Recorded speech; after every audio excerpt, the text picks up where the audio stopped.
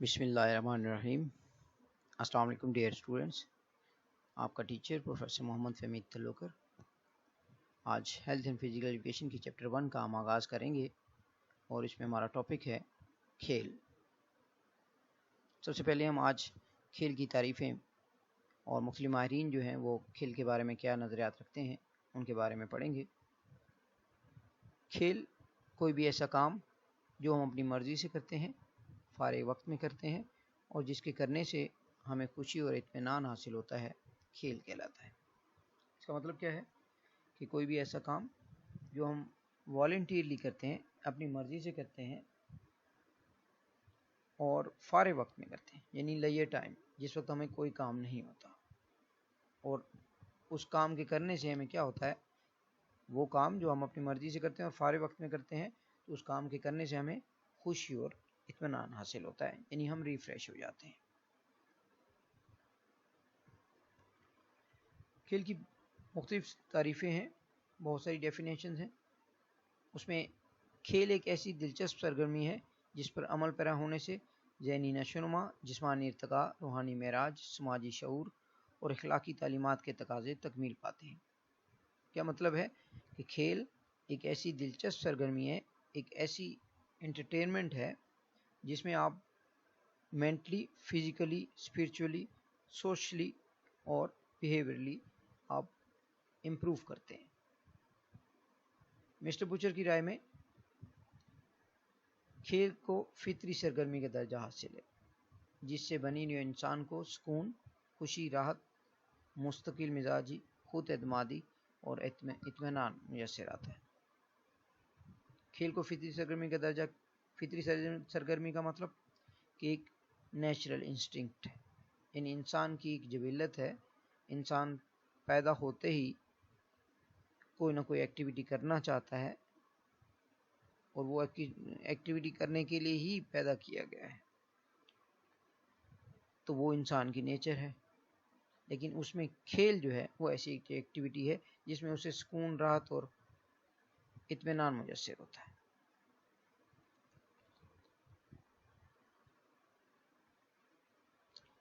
کھیل کے بارے میں اسٹیفن ملر کہتے ہیں، کھیل ایسی سرگرمی ہے جو کام کے متضاد ہے۔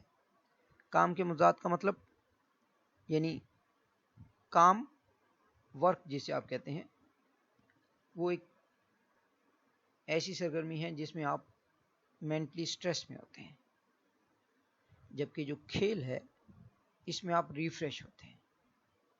وہ بھی ایکٹیویٹی ہے، یعنی کام بھی ایک ایکٹیویٹی ہے اور کھیل بھی ایک ایکٹیویٹی ہے، لیکن کام کے دوران آپ سٹریس میں ہوتے ہیں اور کھیل کے دوران آپ ریفریش ہو جاتے ہیں۔ کلوس مائر کہتے ہیں، کھیل ایسی سرگرمی ہے جو کسی مقصد کے تحت تخلیق کی جاتی ہے اور اس میں شرکت رضاکارانہ ہوتی ہے۔ کھیل ایک ایسی سرگرمی ہے جس کا مقصد کیا ہے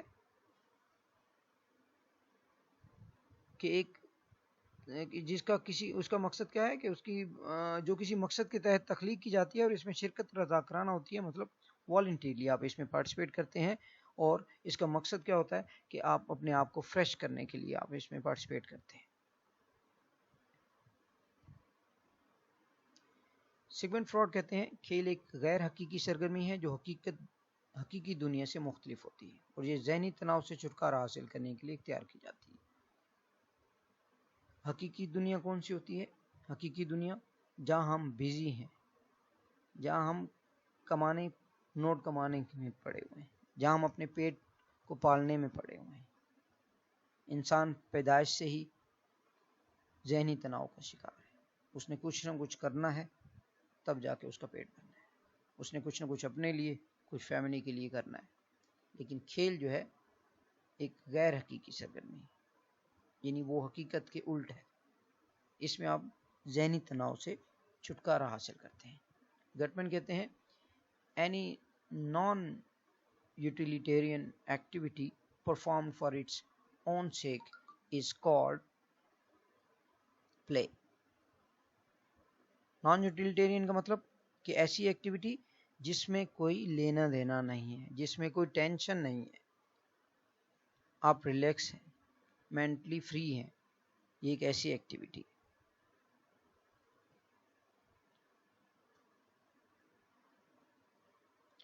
مسٹر گٹ اسمتھ کہتے ہیں کھیل جسم اور دماغ کی فطری ورزش ہے، یعنی کھیل جو ہے وہ آپ کو فزیکلی اور مینٹلی دونوں طرح سے آپ کو ریفریش کرتا ہے، یہ دونوں کی ہی ورزش ہے، دونوں کو مضبوط کرتا ہے۔ مسٹر سیشوز کہتے ہیں خوشی کے اطمینان، خوشی کے اظہار کی خاطر اپنی ذات کے آزادانہ اظہار کا نام کھیل ہے، یعنی اپنے آپ کو ریفریش کرنے کے لیے آپ والنٹیرلی کسی ایکٹیویٹی میں پارٹیسپیٹ کرتے ہیں، اسے ہم کھیل کہتے ہیں۔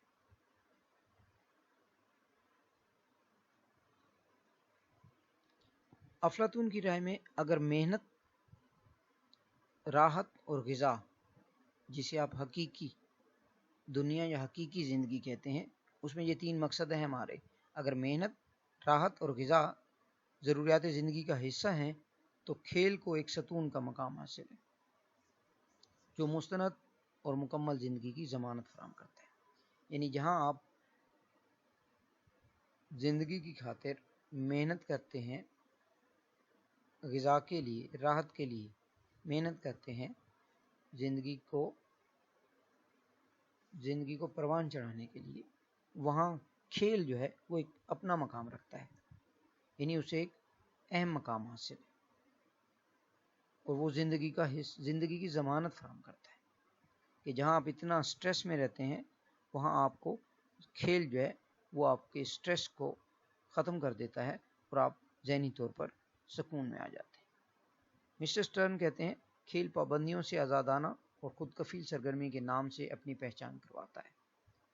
بات پھر وہی ہے کہ کھیل پابندیوں سے ہٹ کے ہے، یعنی ایک والنٹیرلی انسان پارٹیسپیٹ کرتا ہے، اس میں اپنی مرضی سے کرتا ہے، جس میں کسی کا کوئی دباؤ نہیں ہوتا، اس لیے یہ کیا ہے، خود کفیل سرگرمی کے نام سے اپنی پہچان، یعنی یہ ایک ایسی ایکٹیویٹی ہے جو اپنی مرضی سے اختیار کی جاتی ہے، کسی کے دباؤ کے تحت نہیں اختیار کی جاتی۔